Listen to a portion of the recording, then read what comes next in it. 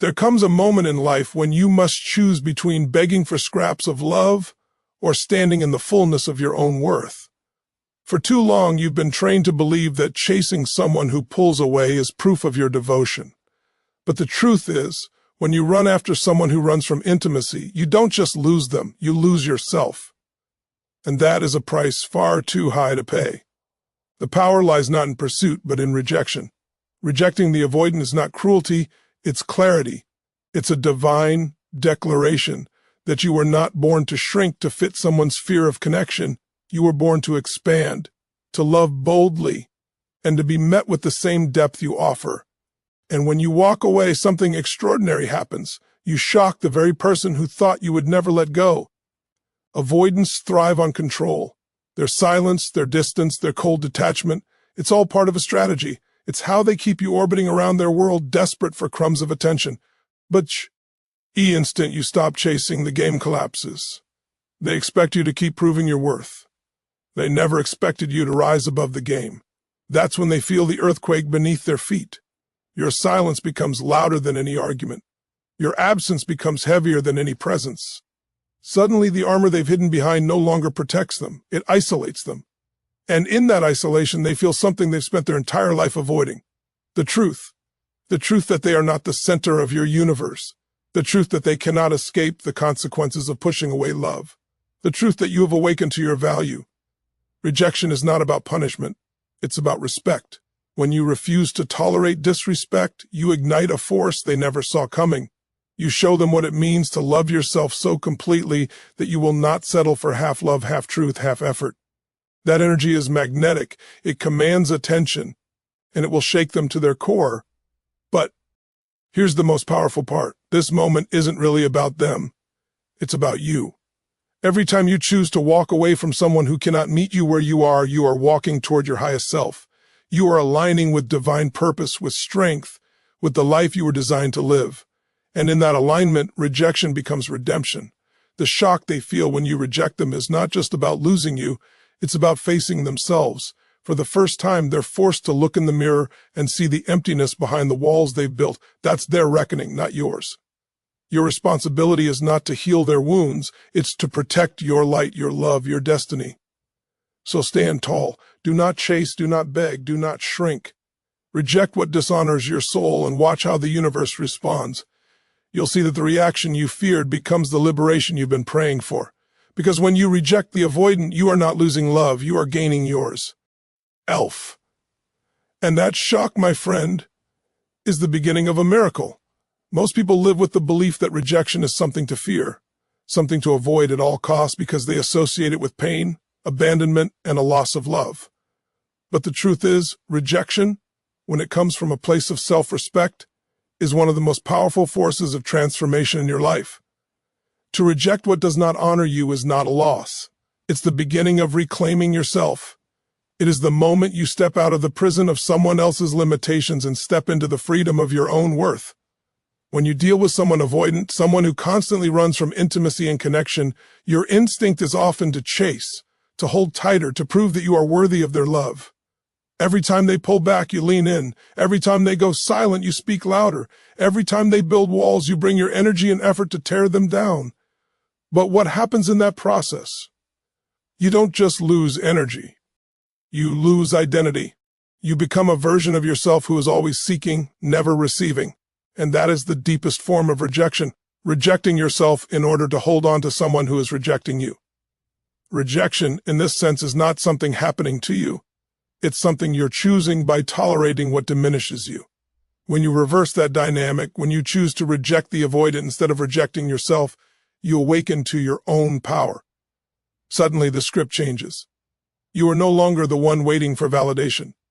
You are the one declaring that your life, your love, your energy, and your soul are too valuable to be wasted on someone unwilling to meet you with the same fullness.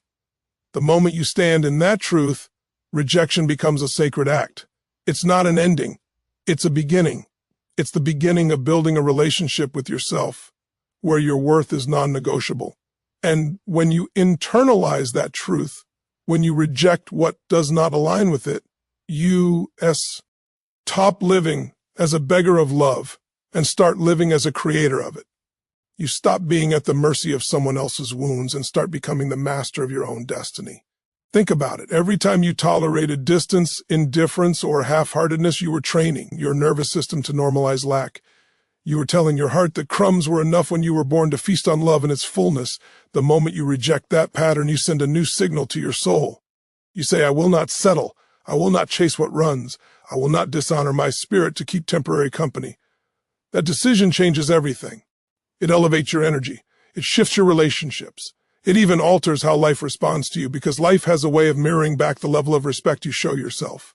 What feels like loss in the moment is actually liberation. Yes, it may hurt to walk away. Yes, you may feel the ache of absence, but that ache is not emptiness, it's expansion.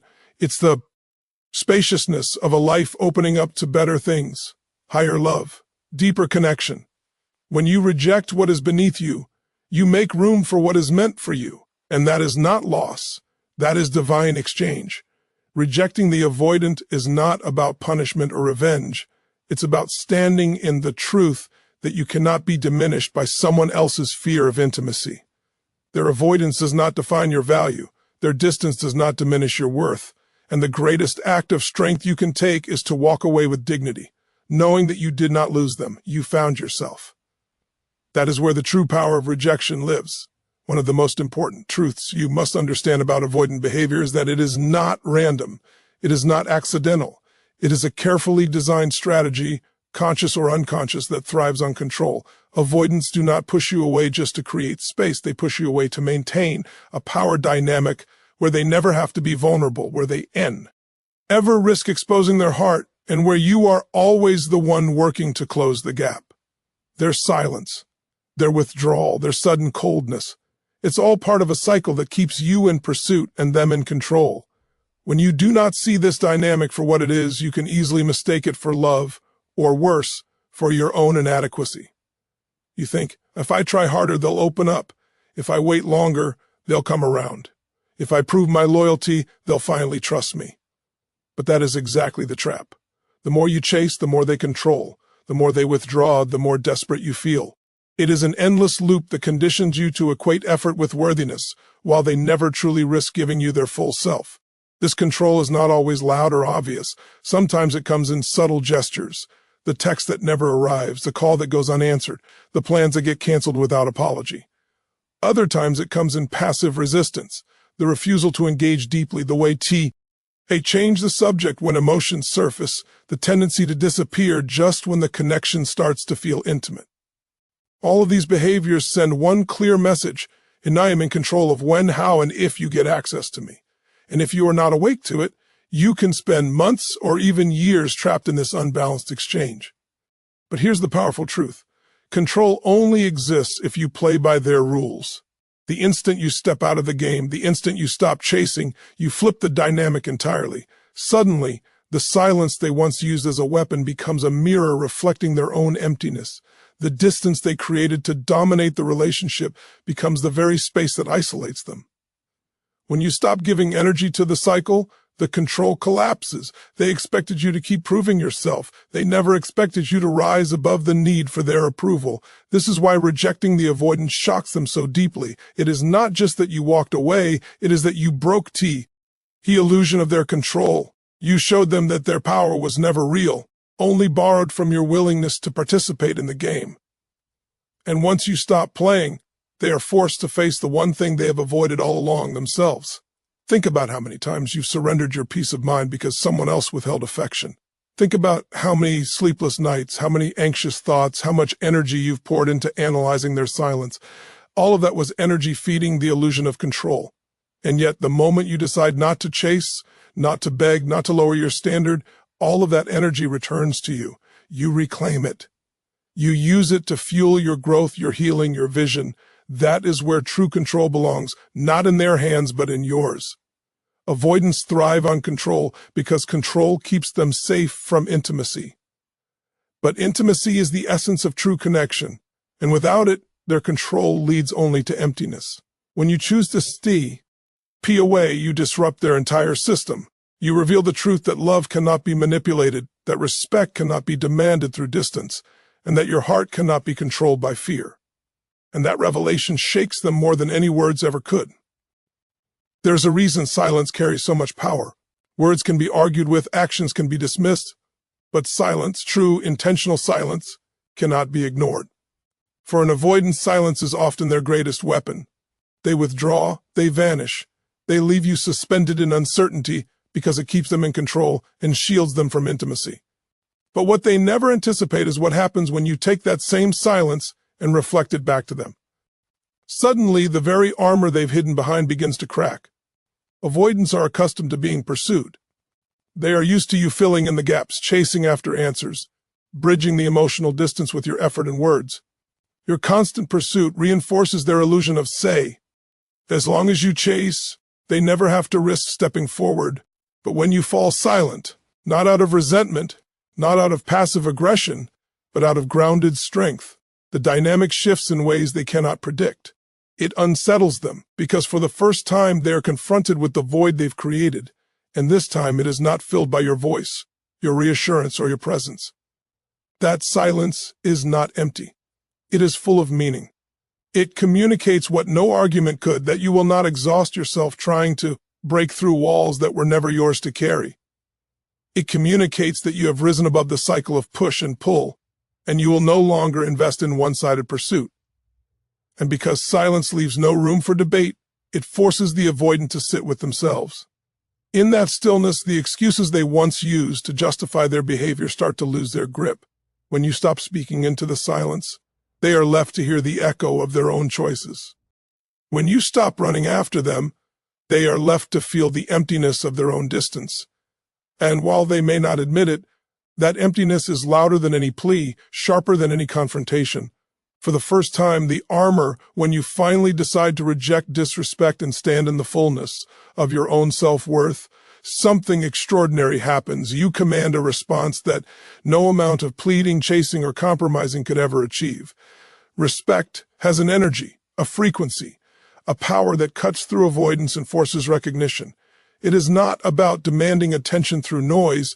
It is about creating such undeniable presence through dignity that it shakes the very ground beneath someone who thought they could diminish you. Avoidants often operate under the assumption that you will accept less. They test the limits of your patience. They test the boundaries of your self-respect. They thrive on the belief that you will keep showing up, even when they fail to meet you halfway. And for a time, maybe you did.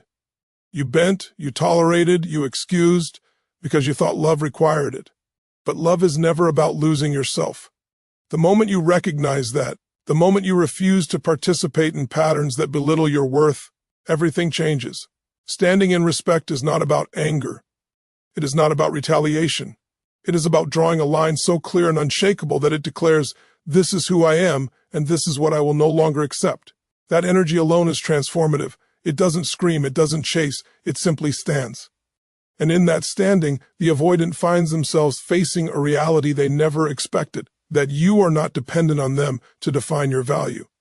This is why respect commands response, because it unsettles the dynamics they built their walls upon. They are used to distance, giving them power. They are used to silence, bending you into pursuit. They are used to control, keeping you in orbit. But when you stand tall and reject anything that dishonors you, you send a message that is louder than words. And choose me. That statement carries a vibration that cannot be ignored. It shifts the balance of the relationship and forces the avoidant to react in ways they did not plan. And here's the paradox. They may resist, they may fight, they may even withdraw more at first, but underneath that reaction lies shock, because the thing they feared most has just happened. You have shown them that their influence over you is not absolute. You have shown them that their distance no longer dictates your worth. And when you stop giving them that control, they are forced to confront a truth they have avoided. For years, you will not settle for crumbs. What makes respect so powerful is that it doesn't just transform how others treat you, it transforms how you see yourself. Every time you honor your boundaries, you reinforce the truth that your love is sacred. Every time you refuse to tolerate emotional neglect, you strengthen your belief that you deserve reciprocity. That belief radiates. It is magnetic. And when you carry that energy, the avoidant cannot help but feel the shift. They sense that the old cycle is broken. They sense that you are no longer willing to diminish yourself to maintain the connection. That is the moment when true respect begins to command a reaction. For the avoidant, this is jarring, because respect is the one thing they cannot manipulate. They can run from intimacy, they can hide behind silence, but they cannot escape the undeniable power of someone who loves themselves enough to walk away. That presence lingers in their mind long after your words fade. That stance stays with them, haunting them because it shows them the gap between how they treated you and how you deserve to be treated. When you reject disrespect and stand in unwavering respect for yourself, you ignite a force within that transforms not only the relationship but the trajectory of your life. Because in commanding respect, you remind the world and yourself that love is not meant to be begged for, it is meant to be matched. And that realization is what makes the avoidance reaction so shocking. There is a kind of strength that only reveals itself when you walk away from something that no longer serves your soul. Many people think growth comes from holding on, from proving they can endure, from showing loyalty no matter the cost. But real growth often comes in the opposite form. The moment you decide to let go of what diminishes you, you expand into the person you were always meant to be. Walking away is not weakness, it is wisdom. It is the understanding that your energy, your love, and your life are too valuable to be poured into a space where they are not received. When you are entangled with someone who avoids intimacy, you are caught in a loop of giving more and receiving less. The harder you try to prove your worth, the more they retreat. The deeper your efforts, the shallower their response. And in hat cycle, you start to lose sight of who you are. You forget the fullness of your heart because you are too busy trying to earn pieces of theirs. That is not love. That is survival mode disguised as devotion. True love should expand you, not shrink you. The moment you recognize this truth, walking away becomes the ultimate act of growth. Walking away is an act of trust. Trust in yourself, trust in life, trust in the divine order of things. It says, I no longer need to grip so tightly, because I believe that letting go will open doors I cannot yet see. And those doors always appear. The energy you once wasted chasing someone who ran from love becomes the energy you now use to rebuild yourself, to reconnect with your passions, to rediscover your voice. You realize that the time you spent begging for scraps could have been used to create an empire of fulfillment within you. That revelation alone is transformative. Growth also comes in the silence after walking away. At first, you may feel the ache of absence, the sting of loneliness, but sit with it long enough and you begin to realize it is not loneliness, it is spaciousness. It is the wide open field of possibility. It is the room your soul needed to breathe. And in that room, new visions, new relationships, new opportunities begin to take root. What once felt like emptiness becomes the fertile ground for your highest self to emerge. There is also a deeper spiritual growth in choosing to walk away. Because every time you honor your worth by rejecting what dishonors it, you align yourself more closely with your divine purpose. You stop betraying yourself for temporary comfort. You stop abandoning your values for fleeting affection. And you begin to embody the truth that your life is not meant to orbit around the fears of another. It is meant to reflect the power and the light you carry within. That alignment draws in people who can meet you with the love and respect you deserve. The avoidant may be shocked when you walk away, but the real transformation is not in their reaction, it's in your evolution. Because walking away is the moment you take your power back. It's the moment you stop trying to fix what was never yours to fix, and instead start building the life you were always meant to live. That growth is irreversible. Once you experience it, you will never again settle for less than you deserve. You will never again confuse chasing with loving. You will never again abandon yourself in the name of holding on to someone else. Walking away is not the end of your story. It is the beginning of the chapter where you finally rise. And in that rising, you discover the kind of growth that no heartbreak, no rejection, and no silence could ever take away. When you reject an avoidant, the reaction that truly shakes them is not about losing you. It is about being forced to confront themselves. For years, perhaps even their entire lives, they have built walls to avoid that moment of self-reflection. They hide. Behind distance, they armor themselves with silence. They bury themselves in distractions, all so they never have to look in the mirror and acknowledge the emptiness they feel inside. But when you walk away, when you refuse to chase, when you no longer allow their avoidance to dictate your worth, you become the mirror they cannot escape. This is where the shock comes from. Because as long as you are pursuing them, they never have to face the reality of their own behavior. Your effort fills the silence. Your love compensates for their withdrawal. Your persistence covers up the truth they don't want to acknowledge, that they are running from love, running from intimacy, running from themselves.